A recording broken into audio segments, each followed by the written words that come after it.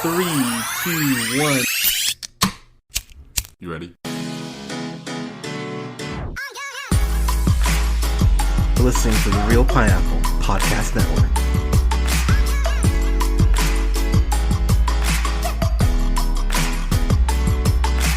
Good evening, everybody. Thank you so much for listening. This is the Real Pineapple. It's your humble host, Hunter, here. Hope you guys are staying safe out there through this insanity. I'm definitely sending prayers your way, hoping everything is going as well as it can given the circumstances, and that you guys are staying safe. So, I have a review for a show that I actually finished last week, but I've been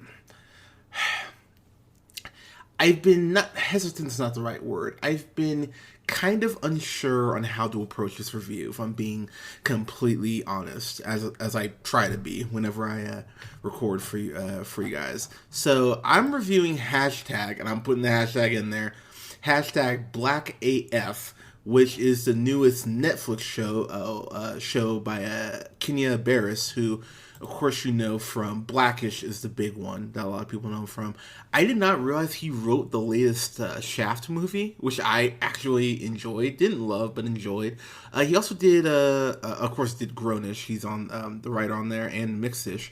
But he actually was a writer on Girls Trip. And Girls Trip I actually found pretty fun. I think they're doing a Girls Trip 2, if memory serves. I could be wrong, but he's had a lot of success, Kenya Barris, and so I believe this is part of his new Netflix deal that he signed, that I think I read it was like $100 million, I want to say. So he's going to be on Netflix for a while, and I gotta be honest, guys, I know he wrote the Coming to America sequel that's coming out, should be coming out this year, unless it gets pushed back, which at this point probably will happen, but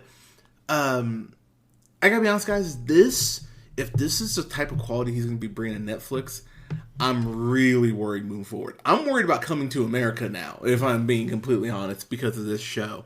There's a lot I want to talk about, but I'm going to try to keep this relatively short. So, let's start with him. Let's start with Kenya Barris. So, he stars as a fictional version of himself. And it felt like they were very much trying to go for that basically Curb Your Enthusiasm dipped in chocolate is what they are going for. And here's the problem with that. Larry David on Curb Your Enthusiasm, they talk about how much of a piece of crap he is and just how much of a dick he is. And it works for the show, but the show, it's so conflicted on what it wants to be. It doesn't know if it wants to be Curb Your Enthusiasm. It doesn't know if it wants to be Blackish, with a TVMA edge to it. It's not really sure. And the problem is that Kenya Barris, this version of him, he just comes across like such a or just a tone deaf asshole so much of the time during this show. There's a point where he's talking to his daughter, Drea, who's played, I think, really well by I might butcher your name, I'm sorry, but Amon Benson. I'm gonna get to her in a second, but there's a point where he calls her a dickhead, and he talks to her in his cab ride over to meet up with a celebrity that I will get to. Talks about on the cab ride over that him and Rashida Jones's character, Joya Barris, they went ahead and had a discussion about having an abortion. So about aborting her. I'm like, oh my god, why the fuck would you say that to your child? And that's the other thing. This show has 6 kids. There are 6 kids in this show, and these episodes aren't short. I mean, they're half-hour piece, but they're usually a little longer than a half hour. They're usually around the 38-minute mark. I think episode 7, I want to say, was about 48 minutes. So these aren't your traditional, 24-minute network length episodes. They're a little longer than that. And I felt at the end of this episode, I felt like the character I knew the most was Drea. Everyone else, I felt like I really didn't know outside of Joya and Kenya. And here's the thing about their relationship. So I have so much respect for Rashida Jones. I think she really is underrated because she is able to do so many different, able to do so many things. I loved her and I Love You Man, of course, Ann Perkins, as from on Parks and Rec, and Karen from The Office. But I think people forget that she worked on the story for Toy Story 4. Like, she's a really talented writer, and I don't think that's really brought up enough. She did an episode of Black Mirror too, which I actually saw and enjoyed. I don't believe we reviewed it for the channel, but I thought it was all right. Celeste and Jesse Forever, that kind of romantic dramedy she did with Andy Samberg, which I thought was fun. Not fun, but I enjoyed it. And what I haven't reviewed, but I think I'm gonna have to, is the documentary she did, Quincy, because of course she's the dad, she's the daughter of Quincy Jones, and I thought that documentary was incredibly well done. So it really hurt my heart to see her just playing such a bitch in this, because she really is Karen from The Office, that last episode where she calls Pam a bitch. She's that level of just petty and vengeful. And the problem is, if Joya was kind of just getting jabs in with Kenya, and she's kind of the more of the hands-on mom, this could have worked. But the problem is they make her so unlikable as well. It's like Kenya's a big giant hurricane, and he's just infecting everyone with his bullshit. And so as I'm sitting there watching the show, I didn't want anything good to happen to really anyone I was watching. And I think that's the big problem, because the show kind of plays it off like it's a documentary, because Drea is shooting this in a documentary style, because she's it's her film study, or her film application into I want to say it's NYU, and so they use that style. And what's interesting and frustrating about that is that there's a couple points where she asked, where maybe like Joya at one point asked, "Oh yeah, are we rolling yet?" And Drea looks her right in the face and goes, "No." I mean, if you're an actual director, that's lying to who trusts you. So that's a really good look. But it really shows that Kenya and Joya, their marriage isn't a marriage; it's a game of one-upsmanship, and it's like that the whole fucking series. And it's really not even fun to watch, but it's very jarring, and it really just makes you kind of sit back and go, why do I want them to be together? I don't want them to be together. I don't think anyone deserves these people. And so when the show tries to kind of have you near the end buy into their marriage, I'm sitting there going, no, I don't buy in this at all. I think you're fucking shitty for trying to make me feel like I should. If there is one thing I can't say that I did like about the show, by the way, I mentioned this, but they have 6 kids. Drea's really the only one you learn a lot about. All these other kids, and I think that was another problem I had with the show. Unlike something like The Cosby Show, which I know is very taboo to talk about now because Bill Cosby's a monster, alleged monster. but having so many kids means very little time for everyone to get their shine. And when you have so many characters in a show, which this show does, it's hard to get a feel on anyone, to really get their pulse and kind of feel where they're coming from when everyone's just kind of swapping in and out so quickly. Even in 8 episodes, like I said, over a half-hour piece, I really felt like I didn't learn a lot about, I want to say, I think it was Izzy. I think Izzy was, Izzy. So Izzy and Drea kind of have this sibling rivalry, which they kind of just throw in episode 4, I want to say, that manifests itself at the end of the season, but it just felt very ham-fisted to go ahead and put that in. There is a whole episode, I want to say it's about Chloe, who's the youngest daughter, where she's 12, I believe, in the show, and her white friends are like booty, or like saying booty shaking just sounded weird, but booty twerking, I guess, whatever. But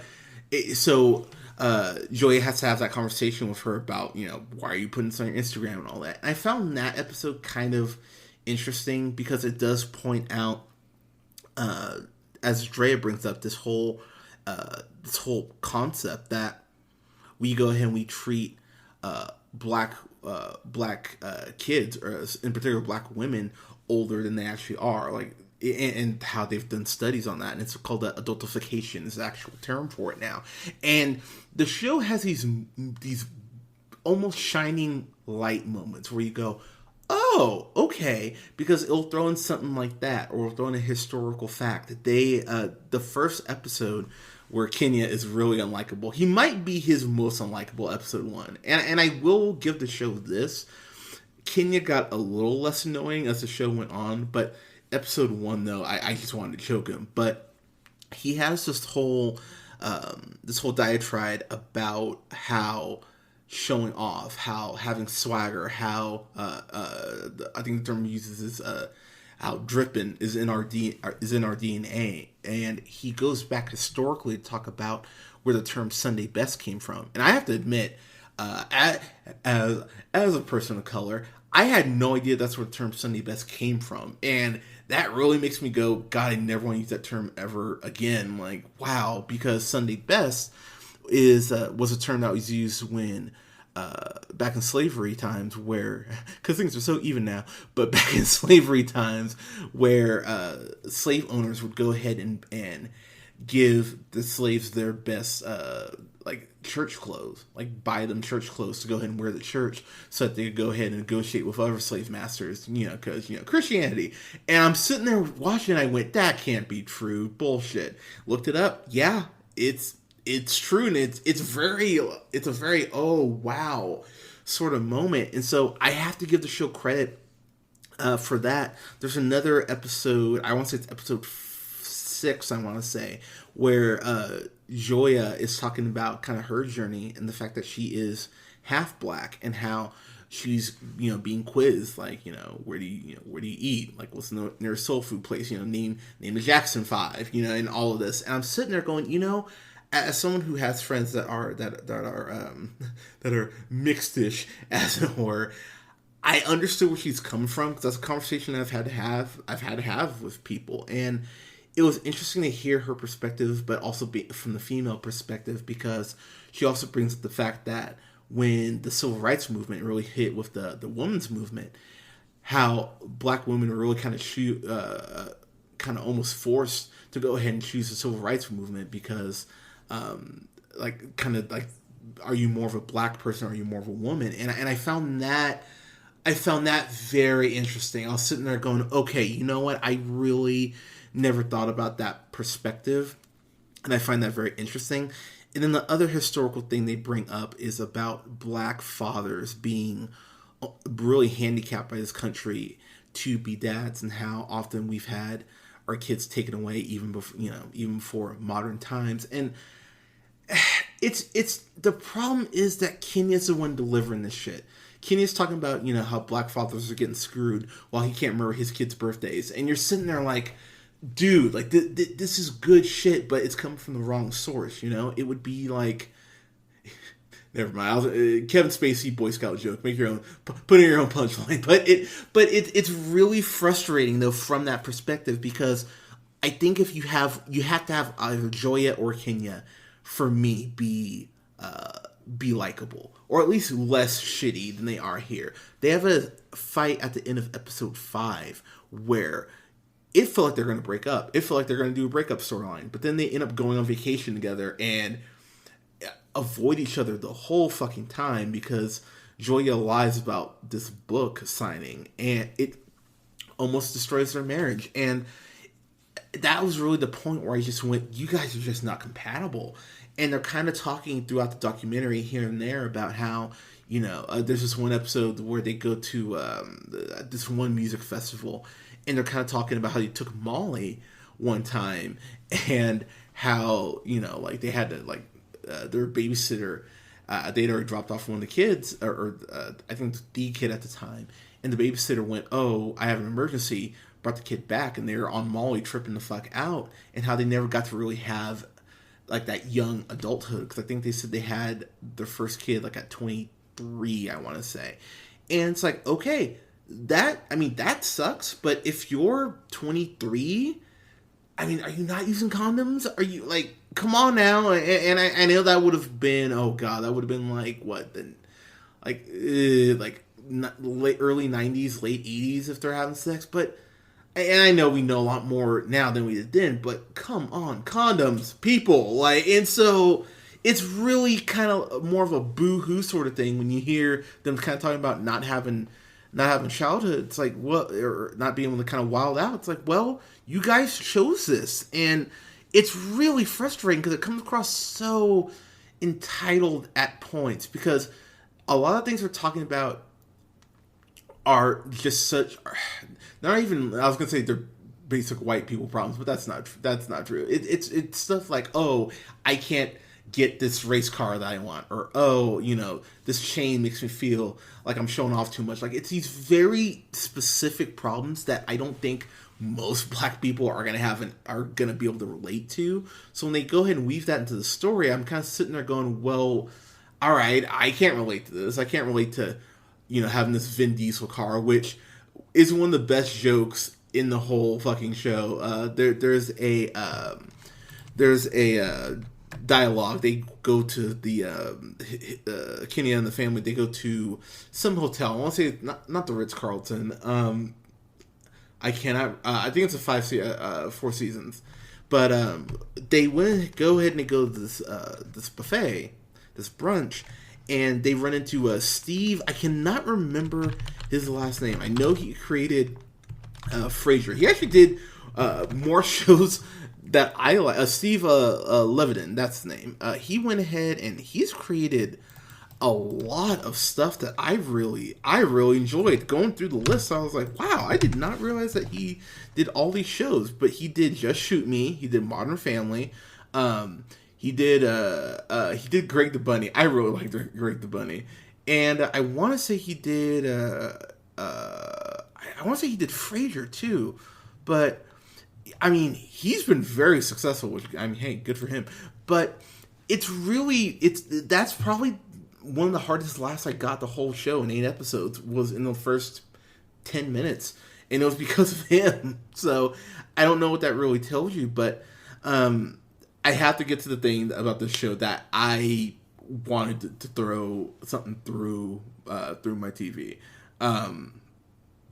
Okay, so there's this episode 5, where Kenya Barris goes ahead and he watches this black film at a screening, and the crowd's going nuts and woo and all that, and he goes and sees it with Drea, and Drea and him are kind of looking at each other like, oh my god, do you like this? And Julia went with them, I want to say, and she loved it. And they don't say the name of the movie or the director's name. They go ahead and they have it kind of they have it bleeped out. And what I find so ironic about this episode is that it's bringing up a very great point. It's bringing up the fact that just because something is black doesn't mean that it's good. And I mean, I know I had friends of mine who did not like Black Panther, and they were probably just like, oh, Hunter's a friend, I really don't want to, endure his wrath on this, because, as you guys know, I love Black Panther. But it's bringing up that point of, okay, just because something's black, I mean, when you critique it, when you let it slide.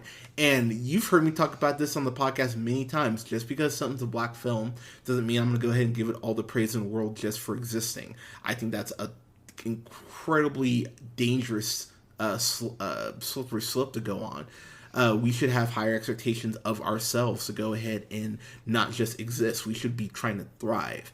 Which brings me to the cameo that happens in this episode. So Kenya is struggling with this. So he goes to New York. They don't say it, but I think Drea was checking out the campus too, whatever. But Kenya goes to New York, and he goes ahead and meets up with my nemesis, Mr. Tyler Perry himself. And I'm sitting here with Alea watching it, and I remember going, Alea was out of the room because I went, ugh, and she kind of came in, she saw Tyler Perry, immediately turned back around and left, which, I mean, she was smarter than I was. And here's what's frustrating. Tyler Perry is the one basically being his his Obi-Wan Kenobi, as it were. He's telling him that, Kenya asked him, hey, what about Rotten Tomatoes? When I put something out, first thing I do is check Rotten Tomatoes. And Tyler Perry talks about how that's sad, that you care about people's approval that much. So Kenya asks him, well, what about you and the Rotten Tomatoes? Like the tomato meter, and he goes, I don't give a fuck. And I'm sitting there going, oh no. I'm like, please don't let it be him. Please don't let him be the one to give this bullshit speech. And so Tyler Perry goes off on this diatribe about how,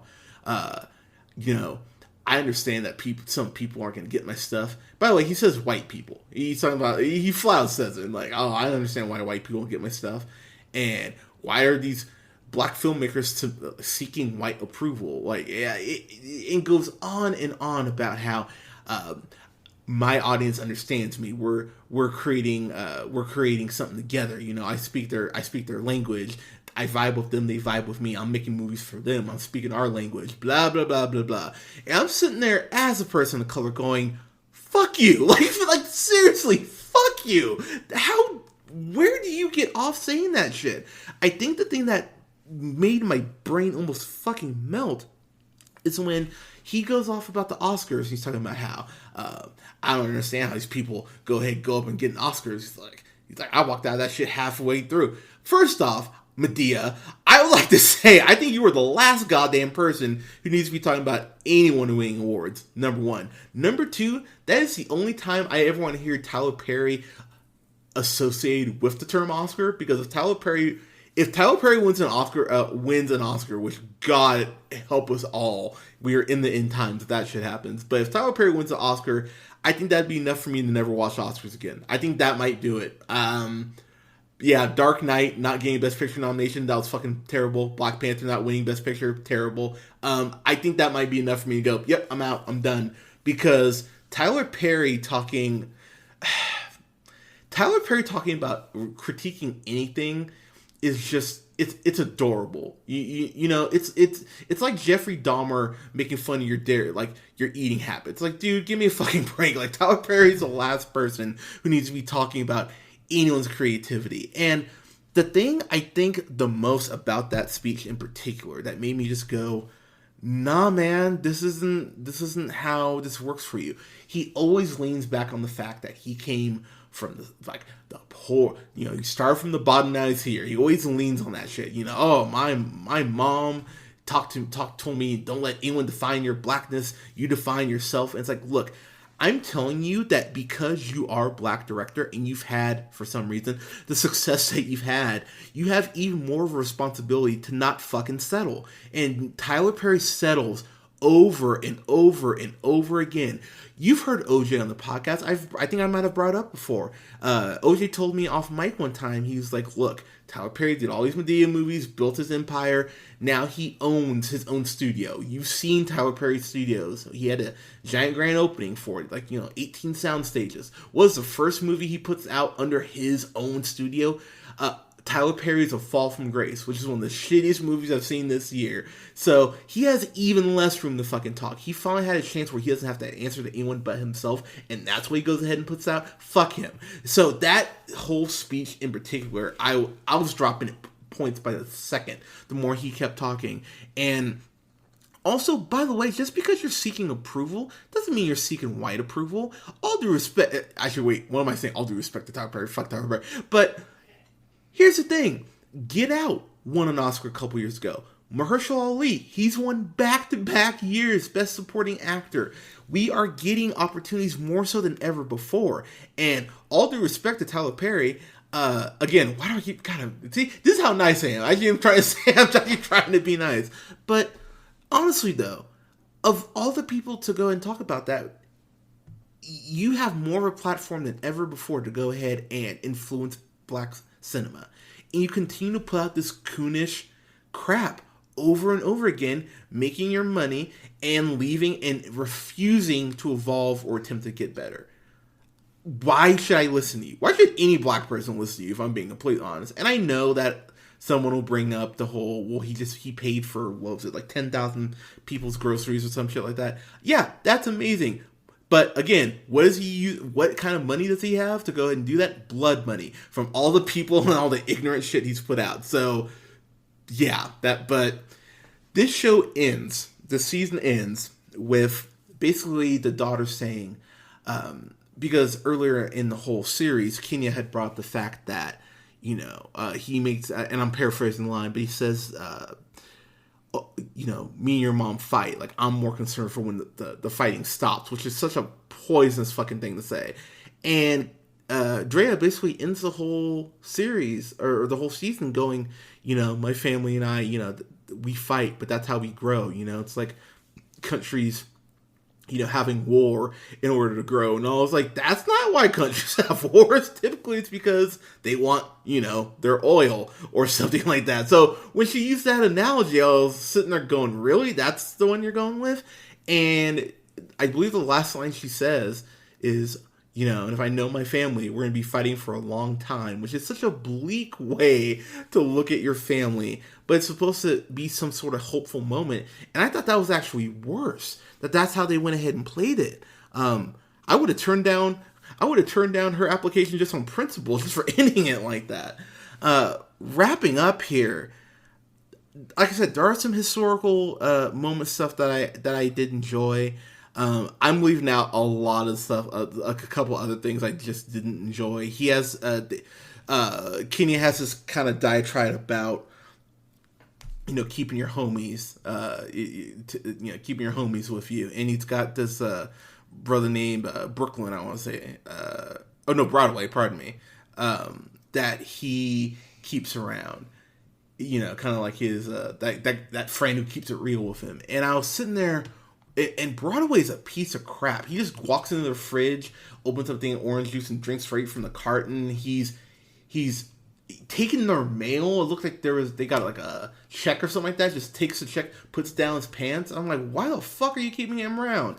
And the show plays it off like, oh man, they're with you from day one, so you're obligated to go ahead and take care of them. It's like, not when they're being that niggerish. What the fucking fuck? Like, it drove me insane that the show really leaned into that and went, well, boys are going to be boys. I mean, the show really stopped just short of saying boys will be boys. And, okay. You know what? I came into this going to give it a D-. I really thought that's where I was going with it. But, honestly, I'm thinking about the fact that, yes, someone will put together the historical clips of Black AF on YouTube as a compilation. It will probably be like 6-7 minutes long. You don't have to sort through 8 episodes of bullshit to get some good stuff. When I think about just the fact that where the show started, with how irritated I was, to the show really ending with me being irritated too, I don't know what to say. Like, anything else outside of that. It's a really frustrating show. Oh my gosh, why am I blanking on his name? Kenya Barris. I've seen him do good stuff. It's really kind of baffling to see that this is what he put out, with Netflix pretty much giving free reign to do whatever the fuck he wanted. I gotta give this, I'm gonna give this an F. I'm not gonna go fuck yourself just because of some of the historical shit. And there was I think it's episode 2. They introduced the fact that Kenya bought this black painting, and it seems like it's not gonna go anywhere. But they actually did a good wrap up of what that painting meant at the end. Pardon me. So I went, you know what? Fair enough. So that's really, those couple things are what's saving it from go fuck yourself. But yeah, honestly, guys, I would wait until someone puts together a YouTube compilation of this and go ahead and just check out the 8 or 9 minutes or so of the show that are worth watching. But it's not worth you sitting through 8 episodes to go ahead and get those great pieces. It's really not. So yeah, wait for a compilation. If this show gets a second season, I'm going to be very pissed off. I mean, knowing my luck, Bruise Brothers and this will get a season renewal, and I'll have to sit here and cry. But yeah, this is disappointing, and I'm gonna say it, guys. I mean, the show talks about it, and that episode 5 that I was referring to, just because this is a black show, does not mean that this gets a pass. We get very few at bats, and the fact that he really took a slot that could have gone to another black writer to go ahead and maybe do their own thing, and this is what he did with it. This is really disappointing, but yeah, there you go. But guys, have you seen hashtag Black AF? God, just even saying that just sounded gross. But have you seen Black AF? Let us know what you thought in the comments below. You can go ahead and like us on Facebook at The Real Pineapple. You can follow yours truly on the Twitter at JHunterRealPineapple. You can follow Scott on Twitter at Nearman1st. And you can follow Colin on Twitter at The Real, that's REEL O'Neill. And you can go ahead and follow us on Spotify, Apple Podcasts, Google Podcasts, Podbean, Stitcher Radio, Spotify, and iHeartRadio at The Real Pineapple. Guys, thank you so much for listening. We'll have reviews up soon for gonna review Batman Begins because I just love that movie. Never reviewed it, so we're gonna have a review up for that. And then along with some other stuff as well, including Defending Jacob this upcoming week, which I'm really excited to watch because I'm hearing great stuff. So, but guys, thank you so much for your support. Please stay safe out there, and we'll talk to you soon. Take care.